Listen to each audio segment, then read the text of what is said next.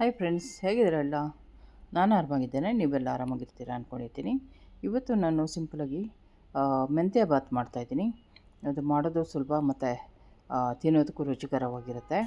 ಇದಕ್ಕೆ ನಾನು ಒಂದು ಕಟ್ ಅಂದರೆ 150 ಗ್ರಾಮ್ ಬಂತು. ಕಡ್ಡಿಯೆಲ್ಲ ಬಿಡಿಸಿದ ಮೇಲೆ ಬೇರೆಲ್ಲ ಕಟ್ ಮಾಡಿದ್ಮೇಲೆ ಆ 150 ಗ್ರಾಮ್ ಅಷ್ಟು ಮೆಂತ್ಯ ಸೊಪ್ಪನ್ನ ಸಣ್ಣಗೆ ಹೆಚ್ಕೊಂಡಿದ್ದೀನಿ. ಹೆಚ್ಕೊಂಡು ಅದನ್ನು ಸಪ್ರೇಟಾಗಿ ಇಟ್ಕೊಂಡಿದ್ದೀನಿ. ಮತ್ತು ಒಂದು ಈರುಳ್ಳಿ ದೊಡ್ಡದು, ಆಮೇಲೆ 6 ಮೆಣಸಿನ್ಕಾಯಿ ತೊಗೊಂಡಿದ್ದೀನಿ. ಆಮೇಲೆ ಈರುಳ್ಳಿನ ಹೆಚ್ಕೊಂಡಿದ್ದೀನಿ, ಮೆಣಸಿನ್ಕಾಯಿ ಹೆಚ್ಕೊಂಡಿದ್ದೀನಿ.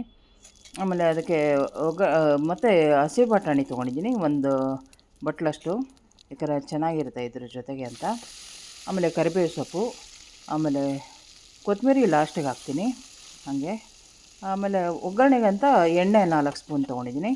ಆಮೇಲೆ ಸಾಸಿವೆ ಜೀರಿಗೆ ಒಂದೊಂದು ಸ್ಪೂನು, ಆಮೇಲೆ ಉದ್ದಿನಬೇಳೆ 2 ಸ್ಪೂನು, ಕಡಲೆಬೇಳೆ 1.5 ಸ್ಪೂನ್ ತೊಗೊಂಡಿದ್ದೀನಿ. ಇದೆಲ್ಲ ಹಾಕ್ಬಿಟ್ಟು ಒಗ್ಗರಣೆ ಮಾಡಿ, ಕರಿಬೇವು ಸೊಪ್ಪೆಲ್ಲ ಹಾಕಿ ಒಗ್ಗರಣೆ ಮಾಡಿ, ಅದ್ರ ಜೊತೆಗೆ ಒಗ್ಗರಣೆಗೆ ನಾನು ಬಟಾಣಿ ಹಾಕಿದ್ದೀನಿ.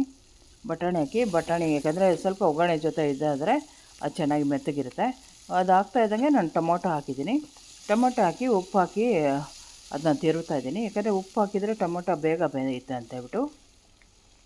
ಆಮೇಲೆ ಈ ಕಡೆ ಅನ್ನಕ್ಕೆ ಇಟ್ಕೊಂಡಿದ್ದೆ ನಾನು ಒಂದು ಎರಡು ಕಪ್ಪಷ್ಟು ಅನ್ನಕ್ಕೆ ಇಟ್ಕೊಂಡಿದ್ದೀನಿ, ಅಂದರೆ 4 ಜನಕ್ಕಾಗೋಷ್ಟು. ಇದು ಏನು ಒಗ್ಗರಣೆ ಹಾಕ್ತೀನಿ ಅದು 4 ಜನಕ್ಕೂ ಆಗುತ್ತೆ. ಅದನ್ನು ನಾನು ಇವಾಗ ಮಾಡ್ತಾಯಿದ್ದೀನಿ.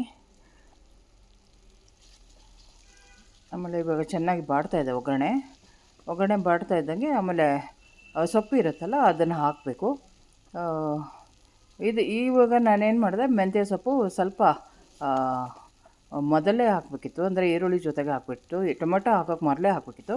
ಬಟ್ ಸ್ವಲ್ಪ ಇದಾಯ್ತಾ ನನಗೆ, ಅಂದರೆ ಸೈಡಿಗೆ ಇಟ್ಟಿದ್ದೆ, ಸ್ವಲ್ಪ ಮರ್ತುಬಿಟ್ಟೆ.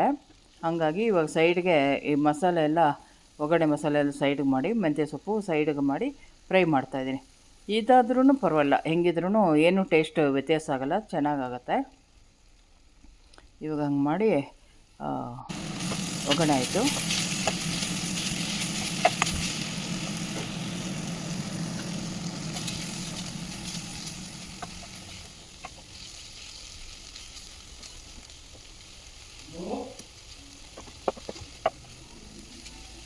ಇವಾಗ ಇದಕ್ಕೆ ಅನ್ನ ಮಿಕ್ಸ್ ಮಾಡಬೇಕು.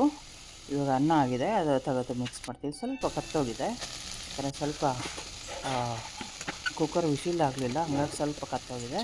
ಅದೇನು ತೊಂದರೆ ಆಗೋಲ್ಲ, ಮಾಡ್ತಾಯಿದ್ದೀನಿ ಇವಾಗ. ಆಮೇಲೆ ಒಗ್ಗರಣೆ ಆದಮೇಲೆ ನಾವು ಬೇಕಾದ್ರೆ ಕಾಯಿ ತುರಿ ಹಾಕ್ಬೋದು. ಇದಕ್ಕೆ ನಾನು ಕಾಯಿ ತುರಿ ಹಾಕೊಳ್ಳಿಲ್ಲ, ಹಾಗಾಗಿ ಕೊತ್ತಂಬರಿ ಸೊಪ್ಪು ಕಟ್ ಮಾಡಿದ್ದು ಹಾಕಿ ಈಗ ಒಗ್ಗರಣೆ ಮುಗಿಸಿದ್ದೀನಿ.